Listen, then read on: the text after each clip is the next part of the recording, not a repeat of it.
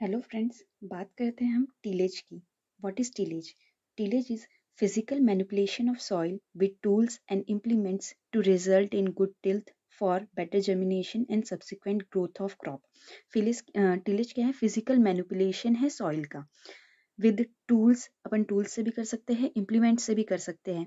इसका रिजल्ट क्या होगा, मतलब हम किस लिए करते हैं? क्योंकि ताकि गुड टिल्थ मिले हमें। टिल्थ क्या होती है? फिजिकल कंडीशन होती है जो कि टिलेज के बाद की सॉइल की जो भी कंडीशन है उसे हम टिल्थ कहते हैं, है ना। तो हमें अच्छी टिल्थ चाहिए, बेटर जर्मिनेशन चाहिए, subsequent crop and subsequent growth of crops के लिए। ठीक है, फिर टिल्थ तो बता ही दिया है कि physical condition of soil and resulting from tillage. Tillage के बाद जो सॉइल की फिजिकल कंडीशन होती है वो टिल्थ कहलाती है। Higher percent of larger aggregates, that is 5 mm in diameter, for irrigated agriculture, while smaller aggregate 1 to 2 mm in diameter for the dry land agriculture are necessary. देखो, tillage क्या है ना। Tillage क्या है, टिल्थ क्या है, ये दोनों क्वेश्चन बहुत ज़्यादा पूछे जाते हैं कि physical manipulation of soil with tools and implement क्या है? टिलेज है। और physical condition of soil with soil and resulting from the tillage is tilth. दोनों चीज़ें याद रखना है। फिर higher percent of larger aggregate 5 larger aggregate जिसका साइज क्या होगा? 5 mm से ज़्यादा। और इरिगेटेड एग्रीगेट ये किस लिए चाहिए रहेंगे? इरिगेटेड एग्रीकल्चर के लिए। और स्मॉलर एग्रीगेट जिनका साइज रहेगा 1 से 2 mm ये चाहिए रहेंगे ड्राई लैंड एग्रीकल्चर के लिए। ठीक है, यहाँ तक के समझ आया। फिर उसके बाद objective of tillage. Objective of tillage, tillage से क्या क्या होता है? वीड कंट्रोल होता है, सुटेबल सीड बेड प्रिपरेशन होता है, improvement of soil structure like porosity, moisture, ये सब बढ़ता है। Destruction of hibernating stages, soil dwelling of insect, paste and weed. Insect जो भी इंसेक्ट रहते हैं, पेस्ट रहते हैं, वीड्स रहते हैं, जिनके एग्स, इंसेक्ट के एग्स है, पेस्ट के सीड्स है, वीड के सीड्स है, ये सब क्या है? हाइबरनेटिंग स्टेज में सॉइल में अंदर चले जाते हैं, उनका डिस्ट्रक्शन किया जाता है, उनका डिस्ट्रक्शन हो जाता है टिलेज से। सॉइल स्ट्रक्चर इंप्रूव होता है, जैसे कि porosity, moisture, seed suitable seed bed preparation, seed bed prepare होता है। फिर वीड कंट्रोल। अपन सुटेबल सीड बेड प्रिपरेशन क्यों बोल रहे हैं? क्योंकि अपन अपने अकॉर्डिंग टिलेज करते हैं कि अगर रेनफेड एरिया है या फिर अपने को कम पानी है तो वहाँ पे अपन थोड़ा सा स्मॉलर एग्रीगेट वाले ही स्मॉलर एग्रीगेट रहने देंगे सॉइल में। और जबकि इरिगेटेड एरिया है तो पता है कि लार्जर एग्रीगेट में भी काम चल जाएगा। ठीक है, फिर यहाँ पे बोल रहे हैं कि destruction, influence of tillage on soil particle. तो टिलेज का क्या इन्फ्लुएंस रहता है सॉइल पार्टिकल पे? तो porosity, bulk density, soil temperature और सॉइल कलर, हाइड्रोलिक कंडक्टिविटी। तो पोरोसिटी जो रहती है वो इंक्रीज होती है टिलेज से। देखो, पोरोसिटी क्या होती है कि सॉइल में कितने पोर्स प्रेजेंट है। जैसे जैसे हम टिलेज करेंगे जो सॉइल का एग्रीगेट रहेगा वो टूटेगा, इसीलिए पोरोसिटी क्या होगी? इंक्रीज होगी। ठीक है, फिर बल्क डेंसिटी। बल्क डेंसिटी क्या होती है कि अगर एग्रीगेट रहेगा, जितना बड़ा पार्टिकल रहेगा उसकी बल्क डेंसिटी उतनी ज़्यादा रहेगी, जितना छोटा छोटे पार्टिकल में वो डिवाइड होते जाएगा उतनी ज़्यादा उसकी उतनी कम उसकी बल्क डेंसिटी होगी। तो टिलेज करते टाइम क्या होता है कि अपन छोटे छोटे पार्टिकल्स में डिवाइड करते हैं एग्रीगेट को। तो इसका मतलब ये हुआ कि बल्क डेंसिटी जो है वो डिक्रीज हो रही है। देखो, पोरोसिटी इंक्रीज हो रही है और बल्क डेंसिटी डिक्रीज हो रही है। Soil temperature, thermal conductivity. Tillage लूजन the soil surface resulting in decrease of thermal conductivity and heat capacity. Soil temperature भी कम हो जाता है और थर्मल कंडक्टिविटी जो रहती है वो भी कम हो जाती है। देखो, क्या होता है कि टिलेज से अपन क्या कर रहे हैं? सॉइल सरफेस को अपन लूज कर रहे हैं, resulting in decrease of thermal conductivity. Soil surface को अपन लूज कर रहे हैं जिससे पोरोसिटी इंक्रीज हो रही है, एरेशन होगा तो थर्मल कंडक्टिविटी कम होगी, हीट कैपेसिटी रिड्यूस होगी। ठीक है, सीधा सा लॉजिक ये है। फिर सॉइल कलर। देखो, tillage increase oxidation and decomposition resulting in fading of soil colour. Soil colour जो रहता है थोड़ा सा फेड हो जाता है। क्यों? ऑक्सीडेशन और डिकम्पोजिशन की वजह से, है ना। Hydraulic conductivity, it increases after tillage. Hydraulic conductivity increase होती है टिलेज के बाद, ठीक है, वाटर कैरी करने की कैपेसिटी ना, ठीक है। फिर अपन क्या बात कर रहे हैं, पडलिंग की। पडलिंग क्या होती है, प्लॉविंग द लैंड, पडलिंग क्या है, ploughing the land with standing water so to create, puddling सीधे सिंपल में क्या है, अपन टिलेज कर लेते हैं, उसके बाद पडलिंग में क्या होता है कि अपने को वाटर रिटेन करके रखना पड़ता है, इम्परवियस लेयर क्रिएट करके रखना पड़ता है ताकि पानी थमा रह सके, और ऊपर से अपने को ये भी रहता है कि ट्रांसप्लांटिंग सुटेबल हो, जितने मॉइस्ट सरफेस रहेगी उतने अच्छे से अपन ट्रांसप्लांट कर पाएंगे, ठीक है। तो ये पडलिंग के ऑब्जेक्टिव्स है, तो अपन एक बार फिर से पढ़ लेते हैं। Puddling is puddling, plowing the land with standing water so as to create impervious layer below the soil to reduce deep percolation losses of water to provide soft seed bed, ठीक है। स्टैंडिंग वाटर में की जाती है, एक impervious layer below soil surface create करने के लिए की जाती है ताकि डीप पर्कुलेशन लॉसेस ना हो सके और सॉफ्ट सीड बेड बने, ठीक है। फिर उसके बाद 9 to 15 centimetre of water in the field is necessary for 5 to 15, और मैक्सिमम जगह पे 5 to 15 नहीं पूछा जा, ऑप्शन में नहीं दिया रहता है, 5 दिया रहता है या तो 10 दिया रहता है, और मैक्सिमम जगह मैंने आंसर देखा है कि 5 ही सही है, तो अपन थोड़ा सा क्वेश्चन के अकॉर्डिंग अपन आंसर करेंगे, ठीक है।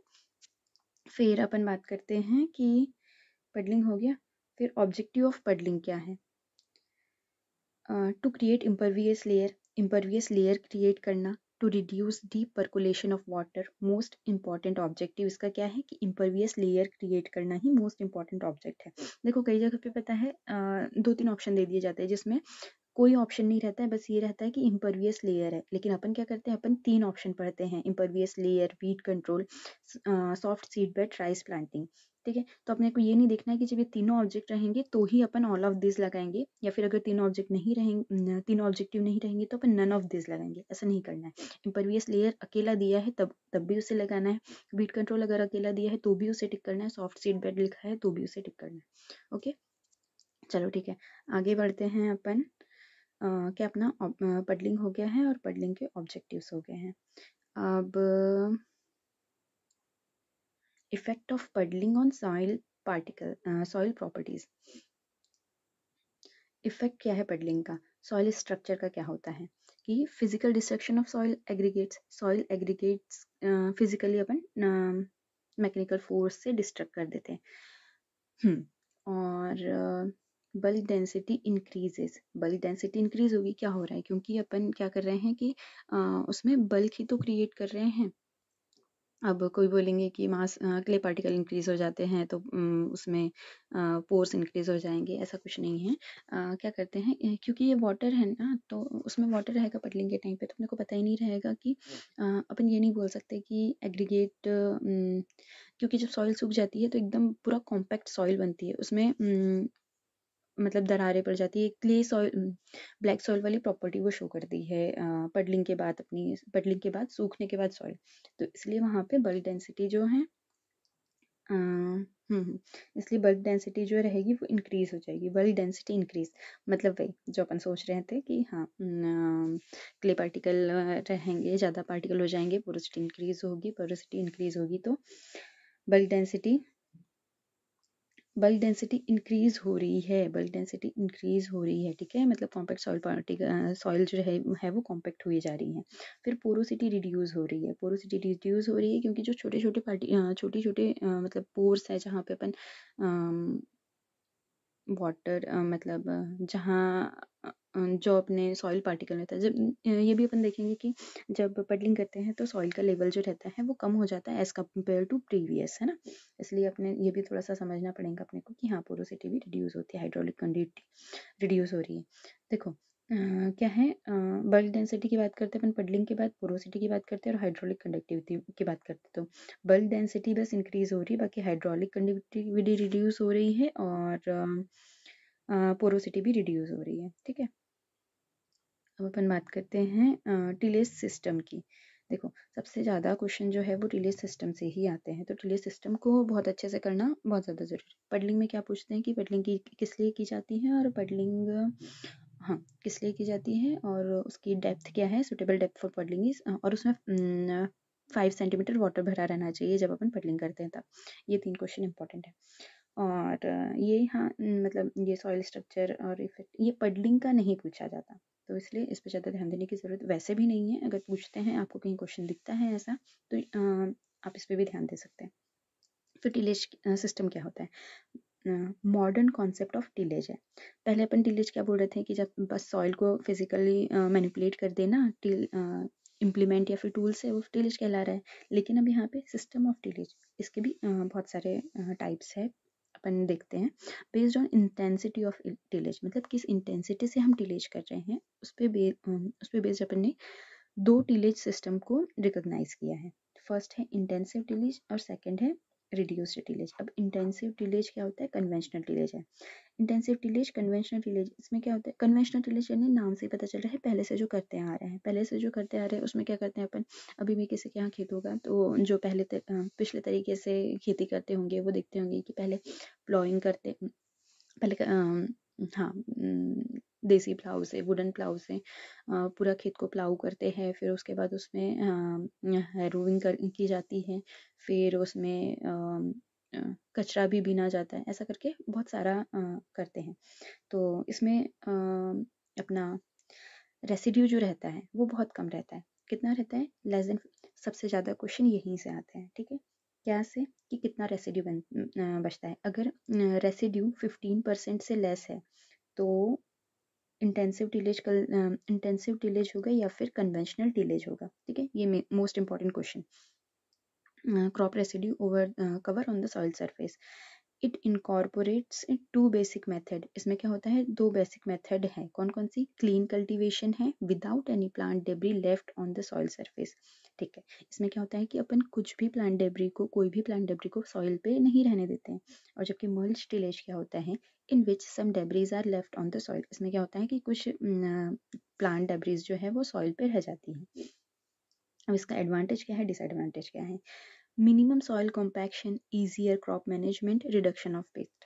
देखो, पुराना जो प्लांट डेब्रिस अपना पड़ा रहता है, प्लांट रेसिड्यू अपना पड़ा रहता है, उसके कारण क्या होता है कि वो एक तरह से डिजीज़ को कैरी करके रखता है। क्योंकि जो क्रॉप रेसिड्यू है तो उसमें भी कुछ डिजीज़ के जैसे स्पोर्स है, एग्स है, ये सब जो रह जाते हैं। तो ठीक है, तो ये एक डिजीज़ की रिस्क इंक्रीज करता है। तो यहाँ पे रिडक्शन ऑफ पेस्ट हो गया, ठीक है। अब जितना कम कचरा रहेगा खेत में उतने इजीली क्रॉप मैनेजमेंट होगा, ठीक है। तो easier crop management. Minimum soil compaction नहीं होगा। अब इसका डिसएडवांटेज क्या है? सॉइल इरोजन ज़्यादा होगा। कॉस्टली प्रैक्टिस है। इतने बार तुम वो कर रहे हो, पहले हल जोत रहे हो, फिर उसको 2-3 बार तो हल ही जोतते थे अपन, फिर उसके बाद अपन हैरोइंग करते थे, फिर अपन और भी उसकी कई प्रैक्टिसेस है, ठीक है। तो ये कॉस्टली प्रैक्टिस है। और rapid decomposition of micro organism, organic matter है ना। जैसे जैसे अब क्या, अपन ने तो पूरी प्लांट डेब्री रिड्यूस वहाँ से हटा ली, तो माइक्रो ऑर्गेनिज्म का ऑर्गेनिक मैटर है जितना बचा है उनका भी रैपिड डिकम्पोजिशन हो जाएगा। तो अपने खेत में तो कुछ भी नहीं रहेगा ना, जिसकी वजह से अपने को ऑर्गेनिक मैटर सप्लाई हो अपने प्लांट के लिए, ठीक है। इतना समझ में आया होगा। बाकी इसके आगे रिड्यूस टिलेज है वो मैं कंटिन्यू करती हूँ, है ना।